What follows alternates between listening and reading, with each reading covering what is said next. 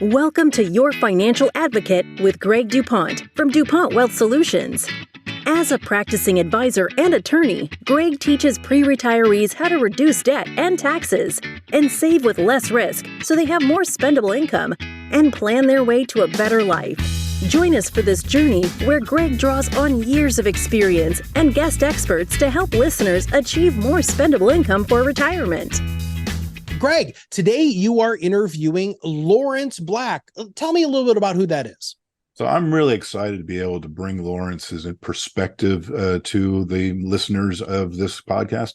Laurence is the founder of the Index Standard, and I just got done recording our training sessions with Laurence, which is helping members of WSN get an understanding of this engine that's driving so many of these modern financial devices, the index. He also talks about exchange traded funds, but Laurence is going to take a deep dive into that. And in our conversation here that's coming up, he gives you a great outline of what this thing is. It's called an index. That's part of index annuities and index life insurance. So stay tuned. This is going to be a great conversation.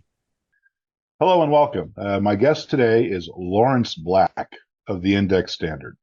Now, Laurence is a true visionary in this field, somebody that I've gotten to know over time, and I'm proud to call him and his team one of our strategic partners. And what Laurence and I are talking about today is actually, some of the history of indexes, but we're also talking about the rest of this class that we are now creating, which is going to give people a deep dive into what this whole indexing thing is all about. And as I shared with Laurence, when I started my journey into financial advisory, I started with a mutual fund company, and then I was introduced to indexes along the way. And boy, I found out I didn't know a whole lot about this. So I'm glad that I could have an expert like Laurence come in and help you get off on the right foot, understanding what indexes are and what they're all about. So first and foremost, I've kind of wandered on a little bit, but I'd like to welcome you. Thank you for coming, Laurence, and ask you to introduce yourself to the world. Sure. Greg, it's great to join you today. So my name is Laurence Black, and I'm the founder of the Index Standard. I spent most of my career working in investment banking and actually developing and designing indices. For the last 10 years of my career, I was at Barclays, where I led the index design group. And about 3.5 years ago, I founded the Index Standard. Now, what we do at the Index Standard, we're a little bit like a mini Morningstar. So like Morningstar, we rate and evaluate ETFs, but actually we also rate and evaluate all the indices used in the insurance and structured product space.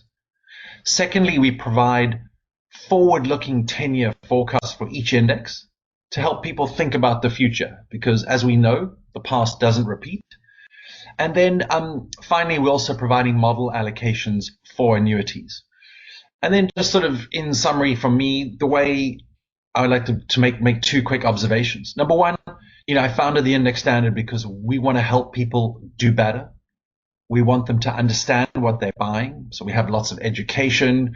All our reports, we use very clear language. And then my final point is I feel like I'm a poacher turned gamekeeper. I used to design the indices, and now what I'm doing is trying to evaluate them and help people identify well-designed indices.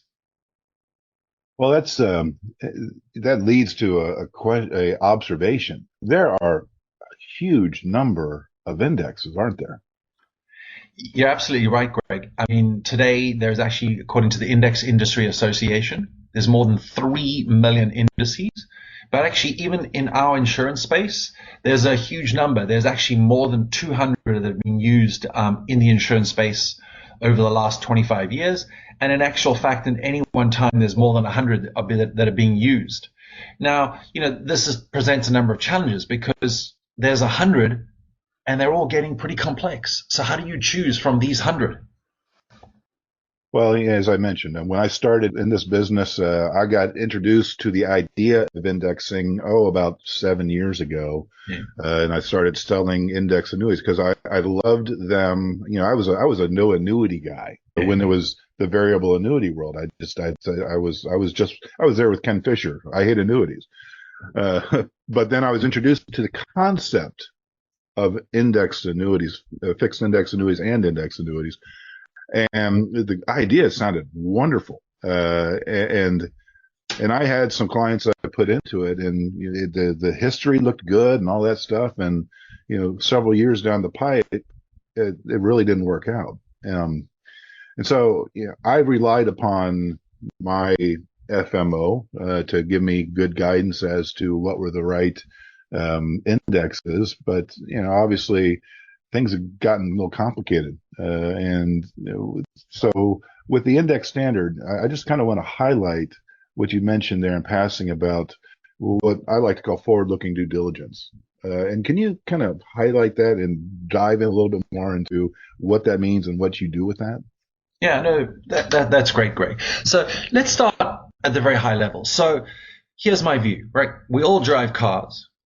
And when you're driving a car, you look through your front windshield and you look through the rearview mirror. So when I'm driving a car, I can't drive my car just by looking in the rearview mirror. And when you're choosing an index, it's a little bit the same. You can't choose an index just based on the past or the illustration, right? If I was to show you 100 and 120 years of rolling S&P returns, what you would see is they would go up and they go down. There's never one point when those returns are straight. So that's why you need to take a forward-looking mindset. You have to look forward. So that's our belief. You need to look forward, take the forward-looking forecast, take the illustration, and you know what? The truth is probably somewhere in between. So that's why we believe that you need to incorporate forecasts into your thinking. So how do we at the Index Standard think about forecasting? Well, firstly, let me make a couple observations. Forecasting has been around for hundreds of years. Began over 120 years ago with a guy called Charles Dow, and he had his Dow theory where he had 6 factors that he looked to try and forecast stocks.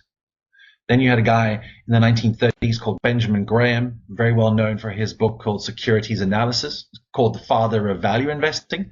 He was trying to predict the price of the S&P. He would try and work out the earnings and apply a future multiple. You then had Robert Shiller, who's been looking at using his well-known CAPE ratio. Had a guy called Jack Bogle, who we all respect at Vanguard. He was looking at the S&P and trying to forecast the S&P using dividends and the price earnings ratio. And today there's about 70 firms that forecast. So forecasting is a big business. Now what we do at the Index Standard, we have a 3-step process. Step 1 is we go to about 35 firms who produce 10-year forecasts. Most people produce their forecasts at the 10-year point. And why do they do 10 years? Well, 10 years is much easier than 1 year. There's a lot of noise around 1 year. But with 10 years, you've got a more reasonable shot of trying to predict what returns are. So we pick up all these 35 forecasts and we average it. We call this the wisdom of Wall Street. That's step 1. Step 2, what we do is we go to each index and we do a deep dive. We want to analyze that index on its sort of DNA, stocks, bonds, and commodities.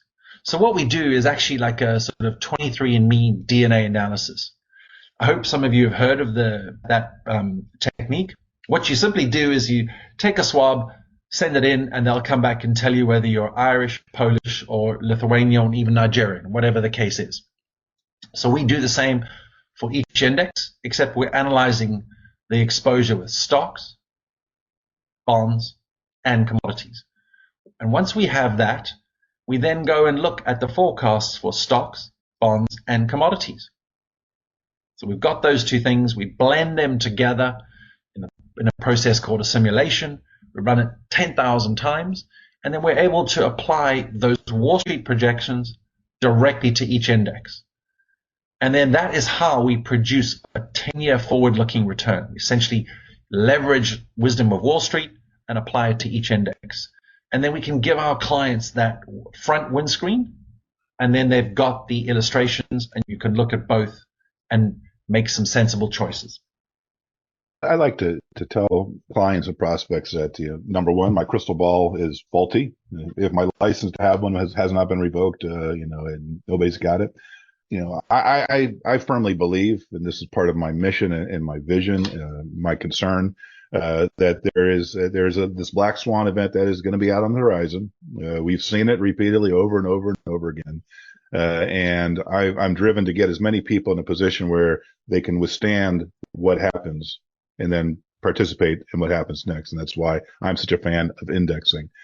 I like to come down, as I remind people of back in the 1990s when we had the Donald Rumsfeld famously saying, we have the unknown unknowns, the known knowns, and the known unknowns, right? And we don't know what that black swan is going to be. And what it sounds to me like what your Wisdom of Wall Street does is it takes the pool of the best minds in the investment world and says, okay, these are our known risks, and this is what's going to be what's going to happen based upon that. We don't know the unknown, but by being able to take out those known risks, then we build in resilience to handle that unknown. Am I on the right track there from your perspective? I think you're exactly right. And the way I think about it is,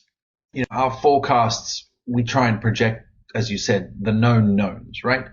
So we can help you with that. But then how do you deal with those unknowns, right? Those unknown unknowns. And the only way you can really deal with that is diversification, in my view. Diversification is the most important thing out there. It's the reason it's called the number one free lunch in finance, because I don't have a crystal ball either, Greg. You never know what's going to happen. But the only way you can protect yourself is to be diversified. So I really believe you should be diversified in your portfolio in general when you're looking at stocks, bonds, commodities, and annuities. And then when you're looking at your annuity, you should, again, diversify across all the asset, all the index choices that you have. And as we move into our training session that is for the WSN members, we're going to go into a deep dive into these indexes and all that stuff, and how to understand these so that you can see how our strategic partnership with the index standard and all that, how we're able to help you deliver a more confident projection of the future for what this is going to do. And as I mentioned, my experience, boy, this really looked good based upon what this thing did in the past, but we walked into the last 4 years, which had some unpredictability in it, and we didn't do as well as we could have done. I want to tie back just real briefly, because you mentioned that the index standard, you focus on indexes, but you also mentioned exchange traded funds. And I'm a big believer in exchange traded funds as a investment tool for the consumer, for most consumers. And as I'm sure you're going to talk about in the training, a lot of consumers really aren't really familiar with what an exchange traded fund is. So I think I'd be remiss if I didn't ask you to kind of explain what that tool is, because it is somewhat similar to the indexing, and that's why you've got them in your bailiwick together. Sure. So the first thing is, Greg, if you look at any index, take the S&P 500 or the NASDAQ or the Barclays US aggregate index, or even the MSCI emerging markets, you can't invest in that index directly. So what a lot of these companies do, they provide a wrapper. They'll take the index, wrap it in what's called an exchange traded fund. And you can think about that as almost like a single share, except that single share, instead of giving exposure to a company, it gives you exposure to whatever's in that index. In the case of the S&P 500, it's the 500 largest US companies that are weighted by market cap. Now, the key difference between a mutual fund and an ETF is the following. A mutual fund, you put in an order. At the end of the day, your order will be filled, and the next day you'll get a price, closing market price. The difference with an exchange traded fund is you can trade that fund during the day. So you get the benefits of instant execution. You have an exchange who's standing behind that. They take your money, they provide security, And then in exchange for taking your money, they'll deliver you the ETF into your account. But the critical point is you can trade that ETF during the day. And then secondly, I think the other critical point about an ETF is a lot of the times you'll find that the fees on an ETF are lower than in a mutual fund. And that's a key benefit to the end consumer. I during my early transition into financial advisory, I spent some time inside a national mutual fund and financial planning firm, and saw, wrappers and mutual funds and fund families and all those kind of things, and saw the layering of cost in there. And then I saw the exchange traded funds on the horizon kind of becoming more and more adopted as industry standards. And that's when I decided that I was making a break out of that world into using indexes in exchange traded funds, which in my opinion are kind of the evolution for the investor these days going forward. And with regard to exchange traded funds, so what exactly do you guys do? You mentioned, I just want to kind of go back into that because there are thousands of those as well, right? Yeah. There's probably, I don't know the exact number off the top of my head, but there's probably a couple thousand ETFs in the US market, and there's, a couple trillion invested. So what we at the Index Standard do, we track the largest 500 index-linked ETFs. So some ETFs have active managers these days, but we track and evaluate the largest 500 ETFs. And what we do is we go and evaluate them for robustness. How is that underlying index designed? Is it high quality? Is it diverse? Is it well built? And we'll go and evaluate it, and we'll put a stamp on it. We'll give it either a platinum, gold, silver, or watch. Our four highest categories, we have neutral, and then lastly, we have a watch. So we're trying to provide a service to guide people to the robustness and design of an index. So as we move toward wrapping up here, a couple final questions. First, give us a preview of what we're going to talk about in our training that we're going to be recording here in a second. So, I think indices are a wonderful tool. You look at the index world, generally the benchmark indices have outperformed a lot of active managers. But today what we see is a tremendous amount of complexity in the indices, especially those used in the insurance space. So there's still a lot of misconceptions. People don't really understand how an index works or how it's designed. So what we're going to do, we're going to go through in about 20 minutes a training module where we will give you all the key things you need to know about an index. We keep it at a very straightforward level. We just use logic and common sense to explain all the key concepts that you'll need to know around indexing. Logic and common sense is sometimes missing in this industry. So I thank you for bringing some of that to this conversation. Because indexes in the insurance world, are a wave of the future, and can be very powerful for your clients, the consumers buying annuities and life insurance as they're looking to try to accumulate some asset base in that. So it's very important for you to understand this. And I'm not sure, I didn't ask you this question, Laurence. Does your business, is it solely for advisors, or is there some consumer information element of all this that if somebody happens to just be out there not really in this world, but comes across the podcast and wants to get some additional information, can they? Sure. You can go to theindexstandard.com. You can log on, get a free account, and you can see the largest 150 ETFs. You can see our reports. So we want to make our resources available to everyone to help them understand and really do a little bit better. And we have a lot of technical and key indices that are all used in the insurance space. You need to become a subscriber for that. But we're very keen to help educate and help people understand what they're buying. So we do offer that service. Fantastic. For if you're an individual consumer out there, I do believe that in addition to some mutual funds, if not excluding all mutual funds, exchange traded funds really should be part of what you're doing as your own portfolio if you're managing yourself.